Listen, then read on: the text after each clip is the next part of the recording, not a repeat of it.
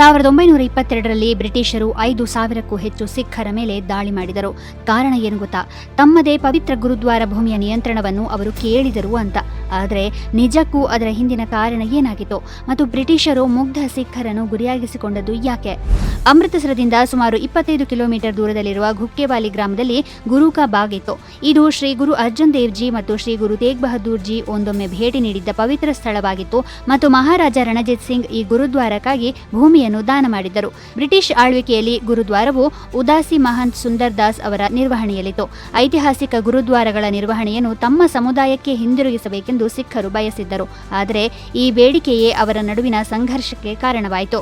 August 8, 1922ರಂದು ಕೆಲವು ಅಕಾಲಿ ಸಿಖ್ಖರು ಲಂಗರ್ಗಾಗಿ ಒಣಮರವನ್ನು ಸಂಗ್ರಹಿಸಲು ಅಲ್ಲಿಗೆ ಹೋದರು. ಆದರೆ ಮಹಂತ್ ಆ ಭೂಮಿ ತನ್ನ ಖಾಸಗಿ ಆಸ್ತಿ ಎಂದು ಹೇಳಿಕೊಂಡು ಪೊಲೀಸರ ಬಳಿ ಕಳ್ಳತನದ ದೂರು ದಾಖಲಿಸಿದರು.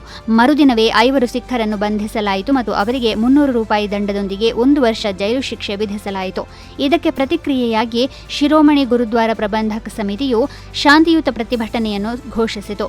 ಪ್ರತಿದಿನ 5 ಸಿಖ್ಖರ ಗುಂಪು ಗುರು ಕಾ ಬಾಗ್ಗೆ ಮೆರವಣಿಗೆ ನಡೆಸಬೇಕೆಂದು ನಿರ್ಧರಿಸಲಾಯಿತು.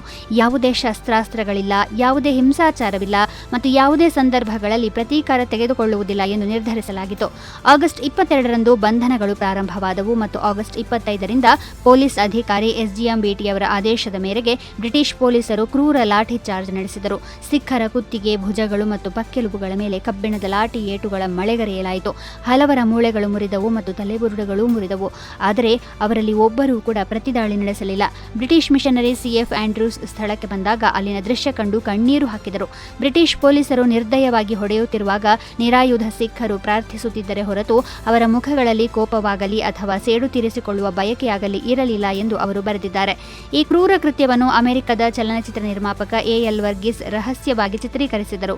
ಈ ದೃಶ್ಯಗಳು ವಿದೇಶಗಳನ್ನು ತಲುಪಿದಾಗ ಬ್ರಿಟಿಷ್ ಸರ್ಕಾರವು ವಿಶ್ವಾದ್ಯಂತ ಖಂಡನೆಯನ್ನು ಎದುರಿಸಿತು. ಕೊನೆಗೆ ಅಂತಾರಾಷ್ಟ್ರೀಯ ಒತ್ತಡದ ಪರಿಣಾಮವಾಗಿ ಸರ್ಕಾರವು ಮಣಿಯಬೇಕಾಯಿತು. ಏಪ್ರಿಲ್ 27, 1923ರಂದು ಎಲ್ಲಾ ಕೈದಿಗಳನ್ನು ಬಿಡುಗಡೆ ಮಾಡಲಾಯಿತು.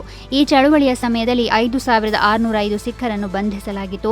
ಸುಮಾರು 1,500 ಜನರು ಗಾಯಗೊಂಡಿದ್ದರು ಮತ್ತು 12 ಮಂದಿ ಸಿಖ್ಖರು ಹುತಾತ್ಮರಾಗಿದ್ದರು.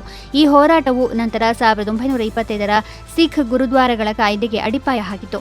ಇದರ ಮೂಲಕ ಐತಿಹಾಸಿಕ ಗುರುದ್ವಾರಗಳ ನಿರ್ವಹಣೆಯನ್ನು ಸಿಖ್ ಪಂಥಕ್ಕೆ ಹಸ್ತಾಂತರಿಸಲಾಯಿತು.